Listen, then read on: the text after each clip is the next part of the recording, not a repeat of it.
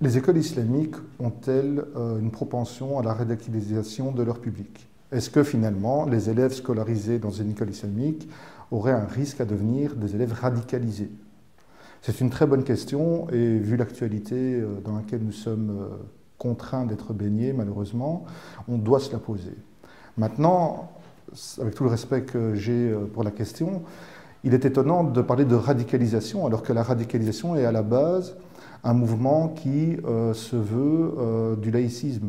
Il suffit de prendre la définition courante de la radicalisation et de ce qui est radical pour se rendre compte que l'on parle justement d'un mouvement de sécularisation et de laïcisation à outrance, entre autres dans l'enseignement. Donc finalement, on est un peu aux antipodes de la définition du radicalisme. Par contre, d'un point de vue courant, le fait que quelqu'un aille à la racine de son idéologie pour en défendre totalement et pleinement l'expression, à ce titre-là, à cette acception-là du radicalisme, on pourrait alors se rendre compte que ça pourrait être un danger. Peut-être. Maintenant, les écoles islamiques, vu leur nécessité de vivre dans le contexte belge, et donc d'être soumis aux règles de la communauté française, donc de la Fédération Wallonie-Bruxelles, d'une part, et d'autre part, de répondre à leur public, donc les parents musulmans qui viennent de tous les horizons possibles, même d'un point de vue spirituel, il aurait été impossible de défendre un radicalisme religieux. Dans le sens où, une fois qu'on a un salafiste avec un frériste, avec un soufi, avec un quiétiste, avec un chiite ou avec un sunnite, il est impossible d'aller à la racine d'une tendance ou d'une autre. Et donc finalement, il y a une neutralisation de l'aspect spirituel et avec un moteur commun, alors à ce moment-là, dans l'équipe éducative, auprès des parents et naturellement auprès des élèves, de trouver une naissance, si je peux me permettre, dans l'aspect spirituel. Ça veut dire que les écoles islamiques vont utiliser la vision spirituelle de leur projet éducatif de manière à encore mieux former les futurs citoyens belges.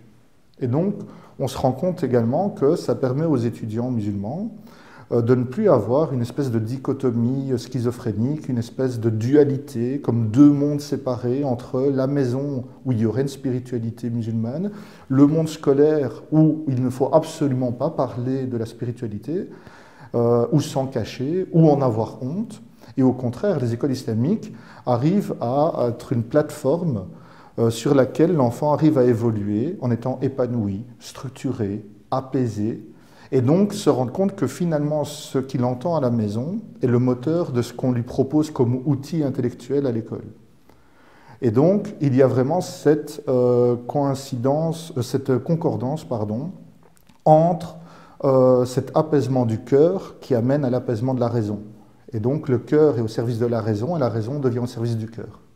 Et il n'y a pas justement d'antinomie à ce niveau-là.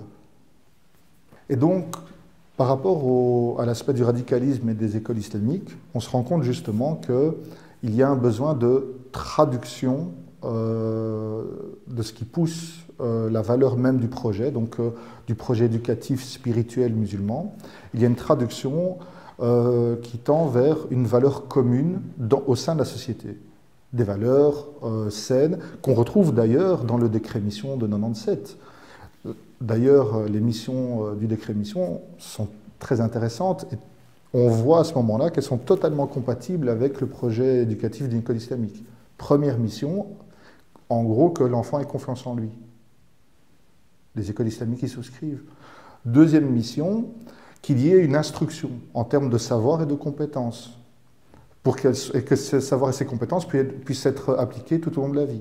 Les écoles islamiques ont cette thématique-là dans leur projet. Troisième mission du décret mission, c'est qu'il y ait une prise en considération de l'aspect multiculturel de la vie. Il y a un aspect multiculturel pris en compte et qu'on accepte justement cette pluralité du monde démocratique.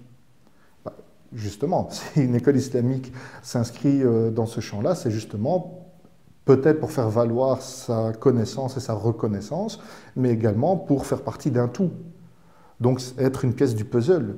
Et enfin, dernière mission du décret mission, c'est d'établir une émancipation des chances, une égalité des chances pour l'accès à l'enseignement. Et on voit bien que dans les écoles islamiques, il y a également un public qui peut être fragilisé, qui peut être précarisé, qui peut être aussi borderline par rapport à l'aspect sociétal.